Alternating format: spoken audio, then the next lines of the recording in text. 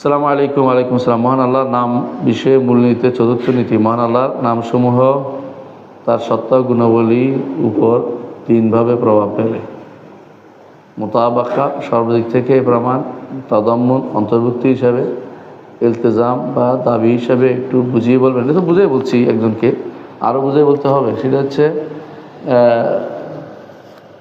আল্লাহর নাম যদি স্রষ্টা হয়, খালেক না, তো স্রষ্টা তার নাম বুঝাচ্ছে, খালেক তার নাম বুঝাচ্ছে, খালক সৃষ্টি করে তার গুণ বুঝাচ্ছে। এই দুইটা একসাথে বুঝলে এটাকে বলে মোতাবাকা বা একেবারে খাপের খাপ, মমতাজের বলে না।